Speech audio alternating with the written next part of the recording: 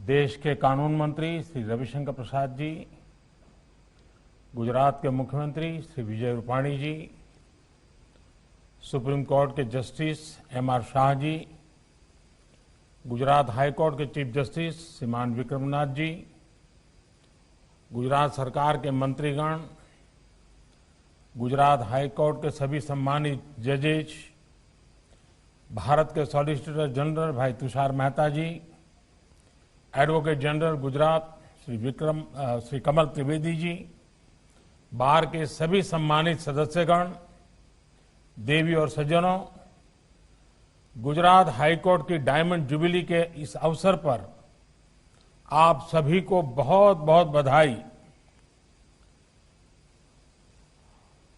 અને ગુજરાતના સૌ વાલા નાગરિક ભાઈઓ બહેનોને પણ ખૂબ ખૂબ બધાઈ।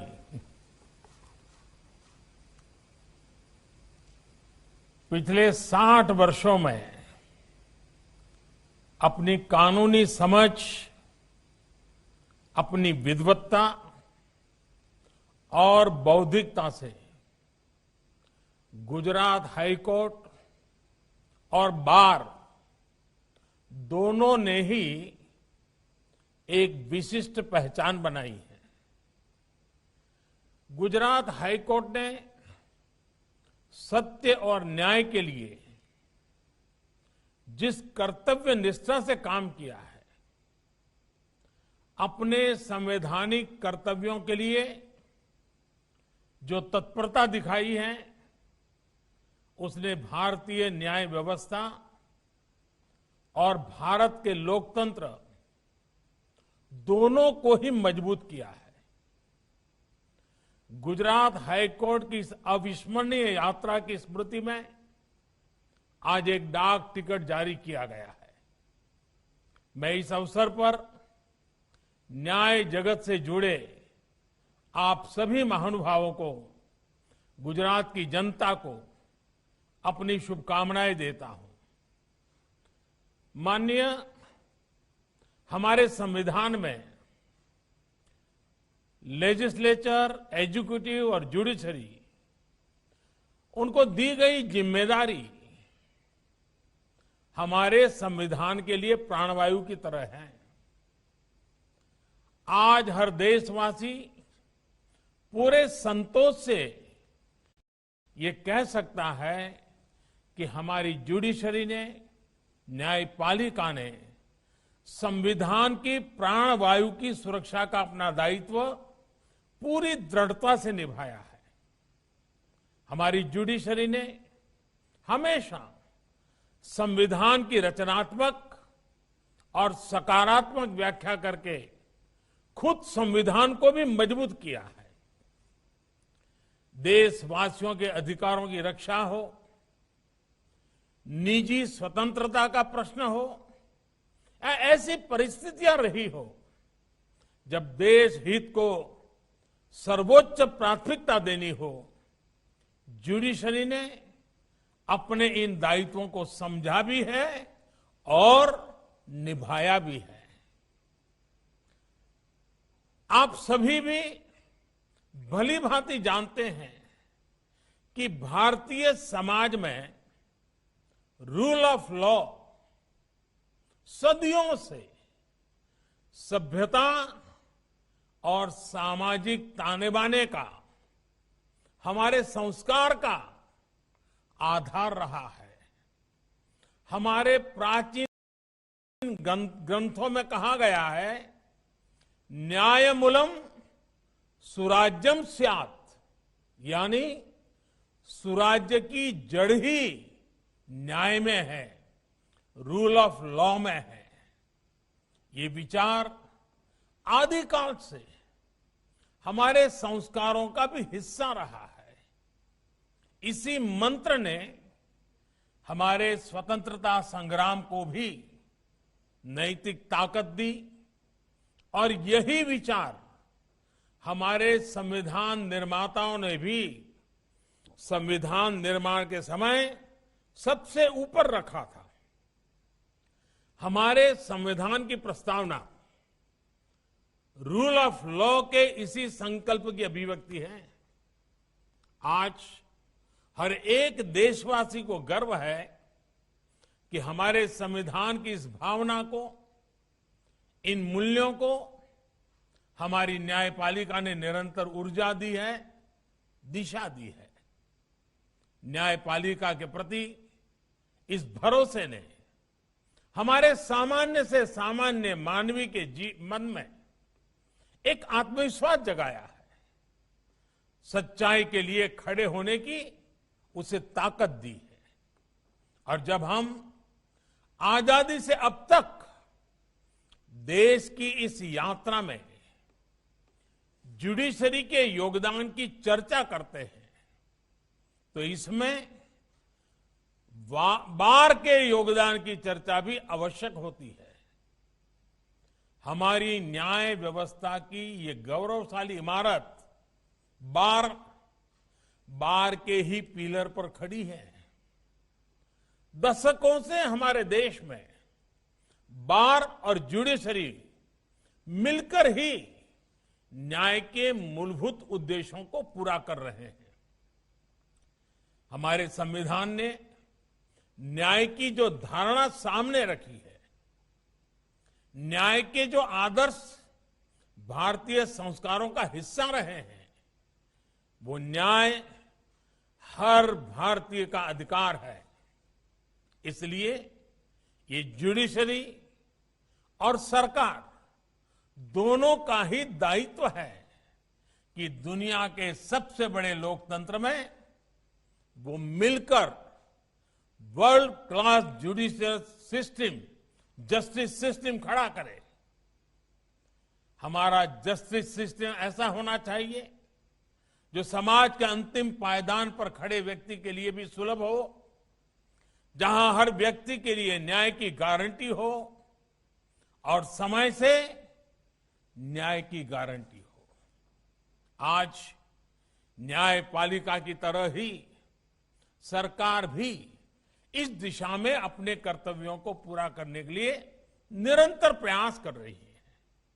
भारत के लोकतंत्र ने, हमारी न्यायपालिका ने कठिन से कठिन समय में भी भारतीय नागरिकों के न्याय के अधिकार को सुरक्षित रखा है। कोरोना वैश्विक महामारी के समय हमें इसका उत्तम उदाहरण फिर एक बार देखने को मिला है। इस आपदा में अगर एक और देश ने अपना सामर्थ्य दिखाया तो दूसरी ओर हमारी न्यायपालिका ने भी अपने समर्पण और कर्तव्य निष्ठा का उदाहरण पेश किया है।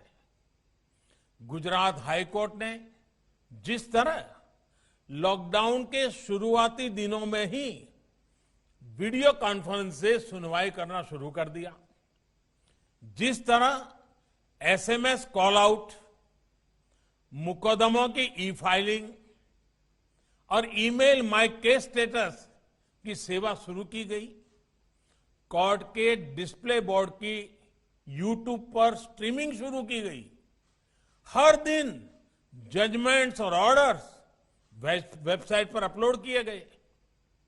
इन सब ने यह सिद्ध किया है कि हमारा जस्टिस सिस्टम कितना एडेप्टिव है और न्याय के लिए उसके प्रयासों का विस्तार कितना ज्यादा है।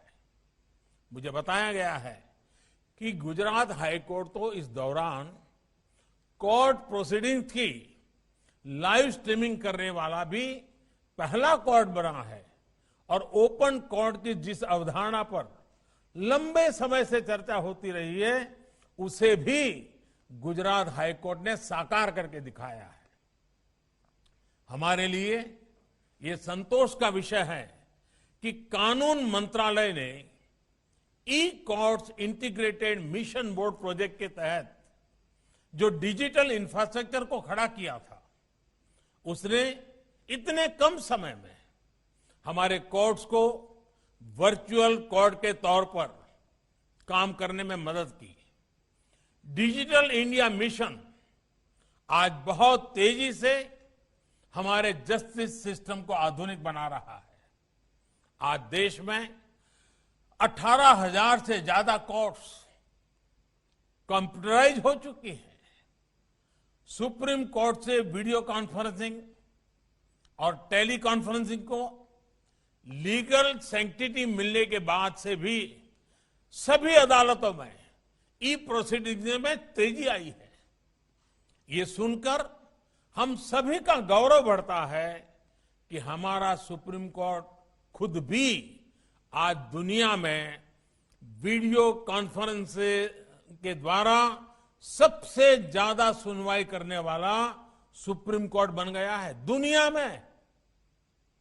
हमारे हाई कोर्ट्स और डिस्ट्रिक्ट कोर्ट्स भी कोविड के टाइम में ज्यादा वीडियो कॉन्फ्रेंस सुनवाई कर चुके हैं।